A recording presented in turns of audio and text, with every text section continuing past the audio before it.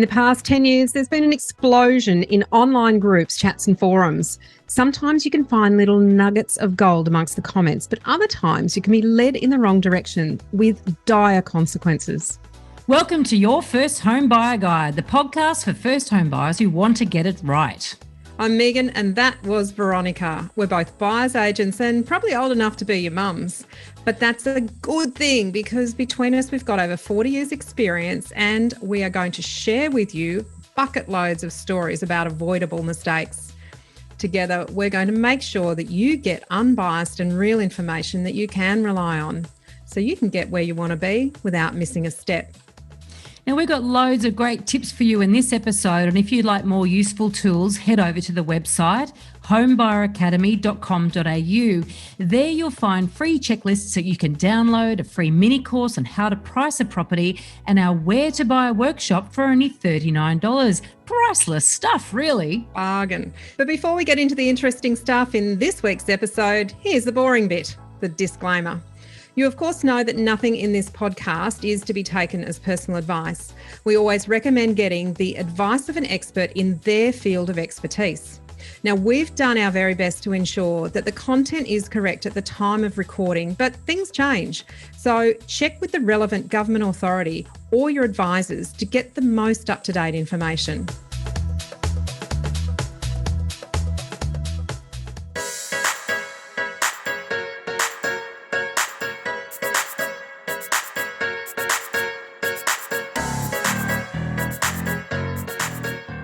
Today, we're talking about online chat groups, property forums, and communities. There can be a real feeling of camaraderie when you find other people in the same situation as you. But are they always good for advice? But before we get into that, what is your special house this week, Melbourne? I was going to call you Melbourne. Megan. Sure, whatever works for you, It looks like Veronica. I want to be in Melbourne, this house. You can call me Victoria. Hey, Vicky. Ronnie. This is a glass house. So just check it out. It's only a one bedroom. It has a living space, a bedroom, and a hearth room. But it was designed by Philip Johnson in 1949. So this has stood the test of time. It's located in Connecticut. Now, I don't know about you, but that is way too much transparency for me. It's really stunning. So for anyone who's not watching the video, this is basically, it looks like it's set in parklands. It's sort of surrounded by trees, a lot of grass. It's just green, green, green, which for me makes my heart sing. I just You love are a hinterland person. Yeah. But yes, there's two things that occur to me. One is I really hope that that's at the end of a very, very long driveway and the neighbours aren't anywhere around because it's extraordinarily transparent. But also, how cold would it be in winter? Because, glass is not a very good insulator of heat and also cool. But so I'm not sure how practical, but I tell you what, it is quite a beautiful structure. Beautiful green surrounding. Imagine lying down in bed, waking up and just seeing trees above you. Yep. Although like permanently camping. Don't like actually waking up early. So, yes, I think there's no filtering of light. Another reason for some good thick blinds. Anyway, we that's a bit transparent. We do love transparency in other aspects. So, and if we sort of wrench this back onto our theme for this episode about online forums, transparency would come quite handy in the people who are giving advice on these forums and the transparency around how or why. What is your motivation? Yes. Why are you in here and what are you pushing? Are you qualified? And yes, what is your motivation? Classic. Yeah. And a forum or a group, an online group, it can just be a group of like-minded individuals who actually genuinely want to help each other. And I think a lot of these forums start that way. And some of the people that we've talked to, Veronica, over the years, because you and I like to get in and have a look at what people are asking, what their interests are. It helps us to make sure that the content is in the course is relevant. And if there's any changes in themes, we can really jump onto that and make sure people are getting good independent advice. So we do dip our toes into different forums at different times just to hear what people are talking about. And they can start with really good, strong, positive intentions. I think what can happen is they can also be started by people who have maybe done something once or twice and they feel that they have a level of expertise now that they would like to share with other people and guide other people through a process. Now, that I think is where you and I get a little bit concerned about it could be the blind leading the blind. Could be. Yes. It is alarming because there's a lot of money to be made in the property space and there's not enough regulation. So let's just get that on the table, that in order to be a property advisor, I was horrified when I discovered this, because as a licensed real estate agent that I am and you are, we know we need to be qualified to do what we do, right? Mm-hmm. But that's because we either... But that's licensed in an area. Yes, and I think that's a differentiator as well. Yeah, absolutely. We're licensed in terms of being a buyer's agent or being a sales agent, and both of us have been both, right? Mm-hmm. And we're both fully licensed, both qualified in our area, in our areas of jurisdiction, which is you for Queensland and me for New South Wales. Doing the course, other people can put together property courses that are not qualified and have had very little experience. So we bring to you, apart from the fact we're qualified in our areas to do what we do in our other jobs, if you like, we bring to you all the experience that we have through that professional experience. We're not bringing to you what we've done ourselves as a side hustle and went, oh, that was pretty good. That was fun. I enjoyed that. And all of a sudden, then you've created a community. And then all of a sudden, it's like, oh, my God, we've got these people. We should deliver them something. I know. I'll put together a system because I bought 2 properties once, and this is a problem. And they're doing really, really well. Yeah. Against what? How do I benchmark How them? do you judge that? Exactly. All the things that Megan and I go, warning, warning, warning. And so back to what you said there about often being the blind leading the blind. So we get that there's this positivity, this excitement, interest, enthusiasm, and in an environment with no regulation. So therefore people can create forums and they can actually start offering guidance. They can start doing all sorts of things, starting even getting paid for advice without any qualifications. So none whatsoever. Areas. And a number of years ago, there are a lot of people like us, Veronica, who actually wanted to bring in some accreditation, some learnings, some frameworks, some guidance, some licensing around property advice. Now, there's one recognised body that does provide accreditation for investment property advisors. And Veronica, you and I are both members of that organisation, the Property Investment Professionals of Australia. And I think that's really important for people to understand that there is an accreditation, a body that makes sure that people that are providing investment advice to property investors are doing it within a framework and with a certain code of conduct that perhaps many, many others are not. So if they're a qualified property investment advisor, then they've had to have done a course, pass that course, but also do regular CPD points so that they're actually making sure they maintain their up-to-date knowledge. So yes, there is that, but that's not legislated and that's totally voluntary. So I guess that's actually self-regulation. That's us as professionals wanting to self-regulate our industry and say, no, it's not good enough for people to just step in and do this after they've bought one property and think that they can provide advice to other people. It's actually us as an industry of professionals saying, no, we want to be held to a higher standard. We want to be criticised and critiqued for our ability and stand apart from people who are perhaps providing advice online without any basis for the advice. In the online space, and this is something that we've noticed of late, right, that there's finfluencers. Have you heard of finfluencers, Megan? Yes. So in the money space. Not one myself. No, neither. Definitely I'm not either. In the money space, money and finance and that sort of thing, there's been a lot of people entering that space online, and it's particularly targeted at millennials as well, because let's face it, you guys are, more online than sort of us old Gen Xers have been, et cetera, et cetera. And, a lot of people like to hear from people that you relate to. Get that, a lot of millennials look at us and go, oh, you pair of old ducks. But, we're like your mum on your shoulder. Remember that. We've had many members say, I just, I looked at this house and I could hear Veronica in this ear and Megan in this. You're going, what what the ladies say. So we get that thing. we don't necessarily relate because we're not millennials, and we're not bagging every millennial that's in their space. Oh, no. But we do understand that because there's a like, we all do this. We go for PLUs, people like us, because we gravitate to people like us or PLUs.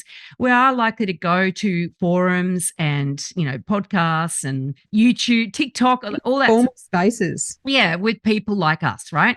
And so the problem with that, and in the finfluencer space, there's been all these experts with rabbit ears, inverted commas around them popping up. And ASIC is actually, that's our national regulator, has actually been stepping in to shut down some of these finfluencers because they've been doing the same thing. They've been giving advice. They've been putting together strategies, all sorts of stuff way outside their lane. Now, that is an area, though, financial advice is very, very tightly regulated. Yes, and in fact, potentially over-regulated to a degree, because it's really difficult to find people to give you good financial advice because of the costs associated with it and a lot of experience having been left the industry.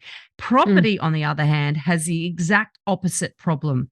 We are not regulated nearly enough. And some people have said that that's because we're a state by state based.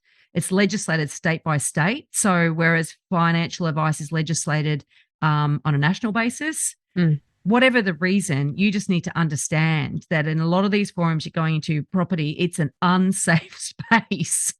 And very, very different in every state. And we harp on about this over and over and over. Anyone listens to the podcast, done the course, done the mini courses, you will understand it is so different state by state. So I think the only area that has some national frameworks around it now is actually the training for real estate licenses. That's now under a national framework rather than a state-by-state framework. So, that's one step towards unification of systems and processes, but we'll never see states give up their own legislation around property. So, we're going to have to work with what we've got, and that is differences amongst the state. But I want to get back to the topic at hand, because often we do rabbit on in other directions. But we're talking about online forums and chat groups and so forth. Now, one of the things that I find when I'm sort of just having a bit of a trawl through and see what people are asking and what's being answered is they're often infiltrated by people who want to push a certain strategy or have something they want to sell. And they can be very, very almost this can you say it? Influencing. Thank you. To a degree, but it's really clear, it might be a buyer's agent, or it might be an off-the-plan salesperson, or it might be someone who's bought an obscure place, and they want to have some social proof through other people that what they've done is a good thing. So if other people do it based off the back of their recommendations, and they feel a sense of, oh, I did get this right, and I made a really good decision, and I must be really quite good at this investing thing or buying my first home. So I think you've got to be really careful when you're in these forums about what the motivation is of the person who's providing the commentary or the advice. And is it advice they're giving you, or is it just this is what I do and this is what I've found? Yeah, that stuff I love in forums. The other thing, but people just say, this is what I did. Yeah, there's a certain bias that when we've done something and it worked, we actually think that we're the cleverest thing out there, and that is the only way of doing things. And I have to say, after 22 years in the property space, I'm always coming up against situations that we haven't come up against before. And you have to think, okay, you draw on all your experience to come up with a new and novel answer to that. So when somebody's bid at auction, like once or twice, and did the same thing and it worked the second time or whatever, they think that that's the solution, that's the answer. And another one, I actually saw a buyer's agent on LinkedIn recently bragging because an auctioneer, quite a well-known auctioneer, sort of said, that's the way to bid with confidence like this buyer's agent. And I'm like, well, regardless of why the buyer's agent's bidding with confidence, it's not always appropriate to bid with confidence. You've got to read the room. You've got to read the room. You've got to have done your homework. Look, on this, now this is the first example that I've got. I just pulled a couple of out, and I have been very careful to protect the innocent. But this was a question that I saw on a forum from a first home buyer, and they asked, there's a place going to auction next Saturday. Hit me with your bidding tips. Oh. All right, hit me with them. Tell me what. Now, there was all sorts of things.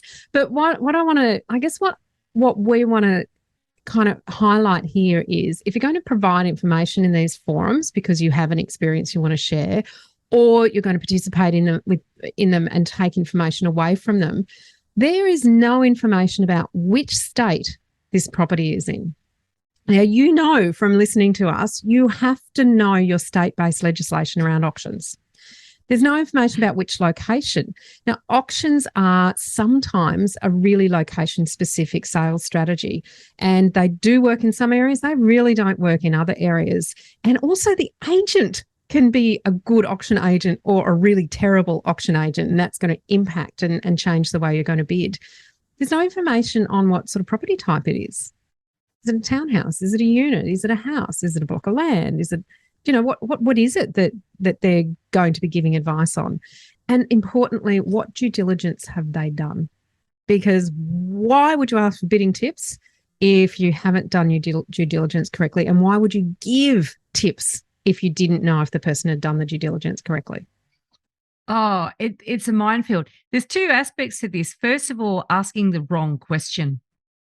So it's like, that is a classic wrong question. Hit me with your bidding tips, as if the tips are going to be the deciding factor.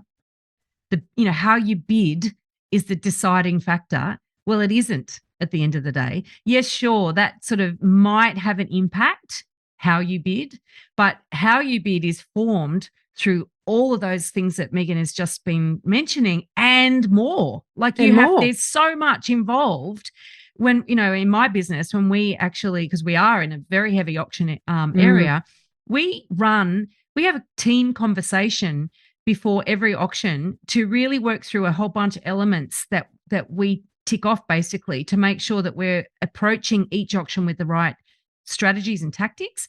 And we also, at the auction, we go there early, we watch everybody register, and then we revise and check our assumptions as they were before and think, are we still on with the right strategies and tactics?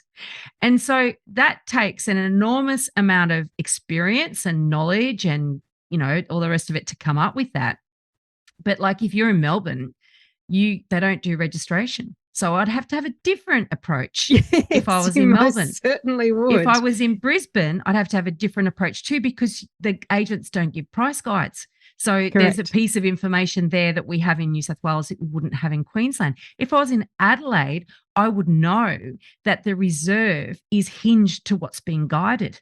And I know that. And so that would actually play into our strategy as well. So like I've just put out a few things that should alarm the pants off you and then scare you to never, ever ask that question in a forum. Or answer it. Don't put your 2 cents worth in. I mean, the other things that are really important to understand that we don't know if this person does know or doesn't know and will impact on your bidding strategy is, what are the auction terms? Typically it's 10% deposit on the fall of the hammer and settle in 30 days in Queensland. It's really different in New South Wales. You can also negotiate the 10% down to 5%. You can negotiate a fixed amount, but you have to do that prior to the auction.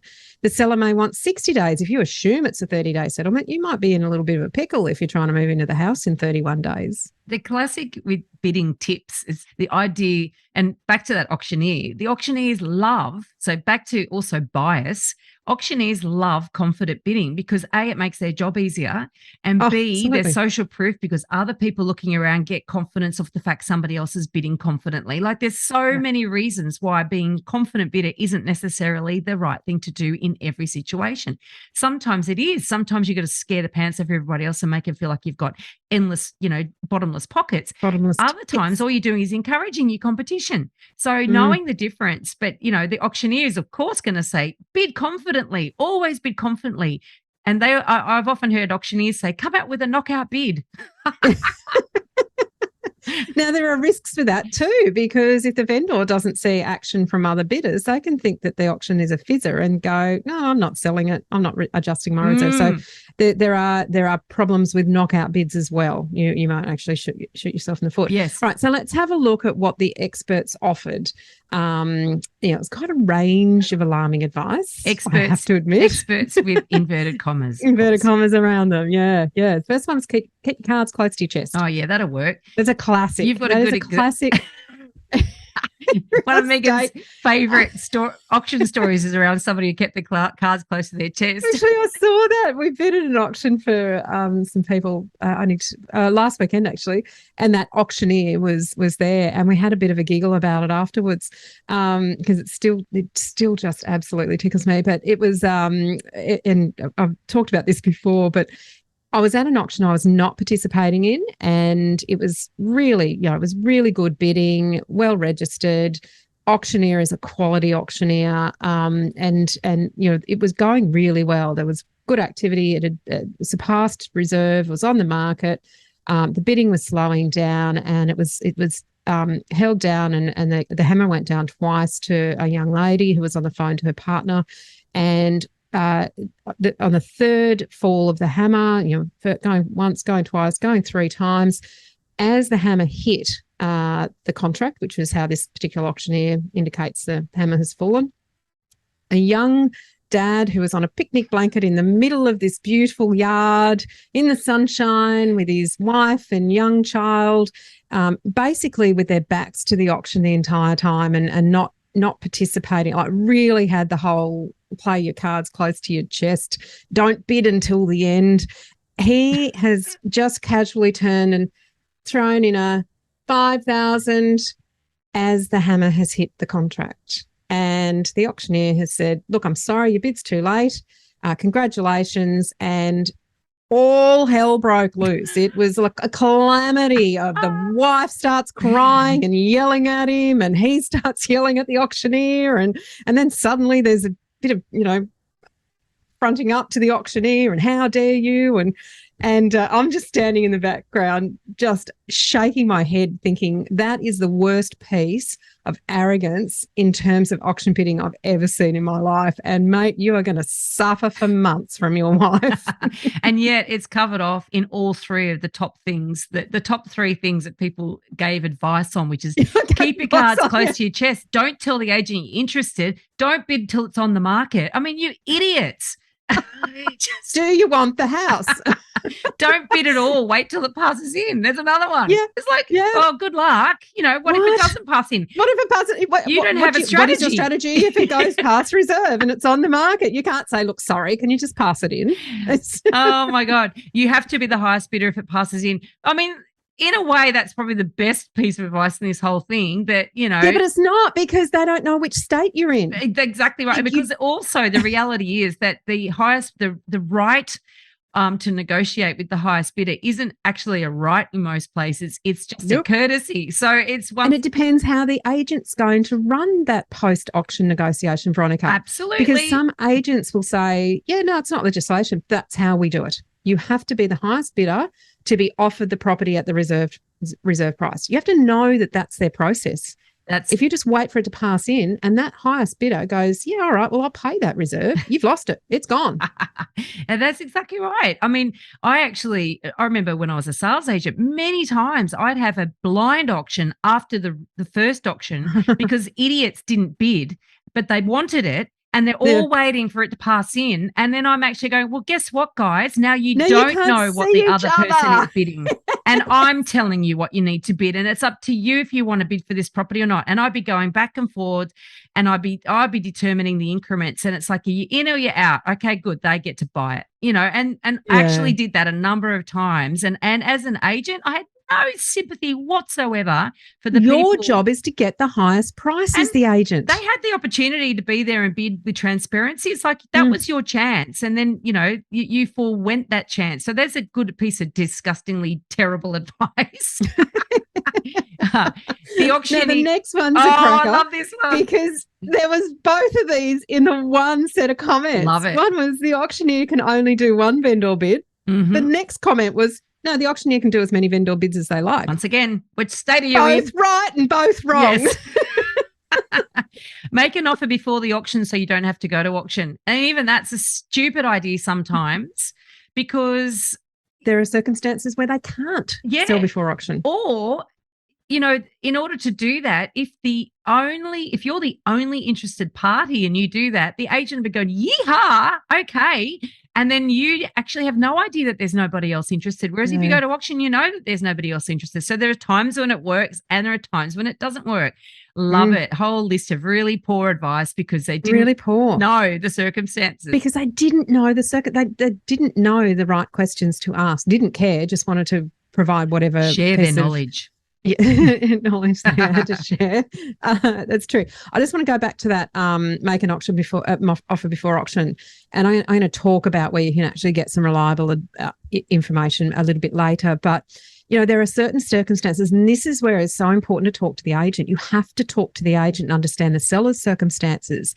If it's a financial settlement of a marriage breakdown, it may be that it's been ordered that it must go to auction. So making a pre-auction offer and up close to your limit is actually going to shoot you in the foot. There will be no benefit to actually doing that. All you're doing is showing your hand. Yep. So you have to understand the circumstances. Will they, if they get an offer prior to auction that is the right price, will they sell? It's a basic question. If you don't know how to ask it, then you need to do the course and learn the right questions to ask. Don't ask the forum. One of the reasons why in the end I have to jump out of these forums, they're great to understand really the challenges that first home buyers and first home investors and all the rest of it have. But it's like, I just feel like going, look, I wrote a book. Here, read this. Do you know what I mean? I almost want to give it away. We'll get to that. But it is really annoying, and it's like we have these podcast episodes that answer some of these questions in a really thorough way, and it's like, you can't say it because it's not my forum. Well, it's not your forum, but also that you don't know all the circumstances to be able to provide very true the actual advice that is going to be relevant and helpful. And I think that's the thing that we're trying to get to here. Absolutely. Now, the next example I have is an investor who was rent vesting. So they asked a question about how to charge for water usage on a granny flat if it was leased separately to the main house. Now, there's no information about location or local government area. These are two really important pieces of information that you should know if you're going to provide any advice around this. It's like, just go to your property manager. And if you don't have a good one, get a new one. But that would be my advice. What were the answers? Well, they were really, really quite long and quite well explained for the area in which the person was providing advice, as opposed to where the potential granny flat was. Yeah. So the first one was you have to have a separate meter. On and on and on was the explanation. Made sense. The next one was you can just calculate the usage as a percentage of the total square meters. Interesting. Could work. Probably not. I'm not sure that would cut it anywhere, but anyway. Well, it does because say in Brisbane local government area where you've got a block of flats that aren't strata titled and don't have separate meters, then it is on a percentage basis. So again, it is location specific. In New South Wales, if you don't have a separate meter, then you can't charge a tenant water usage. There you go. So you can't charge at all. That's another one. And another one suggested just pay the water claim as an expense. So oh dear. Yeah. Now, only 3 of the comments actually made reference to state legislation, and none of them referred to local government restrictions, because that's where most of this stuff is actually going to come from. It's going to come from building codes and what you can and can't do. Now, for an example, in some local council government areas, Brisbane is one, you cannot lease a granny flat to an unrelated person. So they really have to be a granny. Let that sink in. Okay. So there's people in there giving advice about leasing water usage on leasing a granny flat when in some locations you can't actually do it. Actually has to be your granny or your cousin or sister, or has to be a related person that is in that granny flat. Wow. Whereas Logan, which is just the next government local government area down, you can. But only in certain circumstances, and there are certain things about it. So any advice about water usage charges is going to land this poor person in hot water unless they happen to choose. Do you like that? Love it. I don't even. It's like a dad joke. Was it? Yeah. A mum joke. Unless they choose the advice that accidentally relates to their area. Like what are the chances of that? I know. I'm astounded that people that they ask these forums instead of just finding the expert. finding their local expert. It does amaze me. Some of these questions that I see too, I'm like, I want to pull my hair out. That's, I want to sort them out. I want to help them. Well, that's why we do this, Veronica, because we actually want to stop people making ghastly mistakes that put them so far backwards instead of taking them forward. So, look, our advice, do your first home buyer guide and make sure you've done all the steps in the right order. Read Veronica's book, Auction Ready. That is the way to learn how to bid at an auction, but all the preparation that you need to do leading up to it and what to do after it if it doesn't actually sell. Go to lots of auctions in the area, see how they work. This is all the sorts of advice that I would like to see on forums. Yes. Rather than specific answers that are based on limited experience. We want you to talk to the agents so that you know how the auction process will be run. There's so much to think about when you buy a property and so much you've got to learn and so much you don't know that you don't know. Well, and on that, one of the biggest questions that I've seen, and that's where our Where to Buy workshops came from.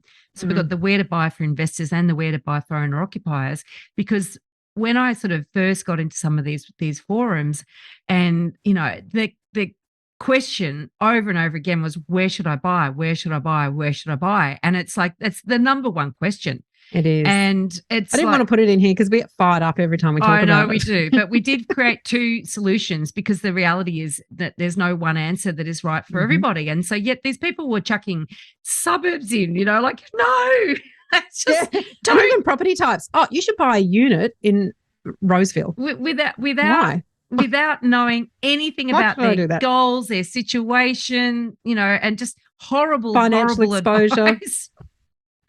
Over and over again, terrible advice.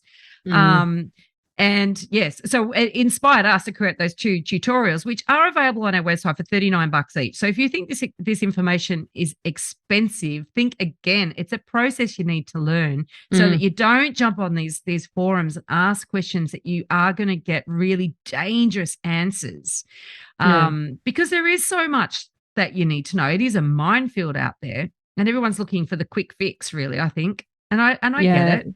Just takes longer. Well-meaning but uninformed advice from strangers is not the way to develop a holistic understanding of a market, of a property or a process. It can, however, help you develop new questions that you didn't know you need to answer. And that's what I like about these forums.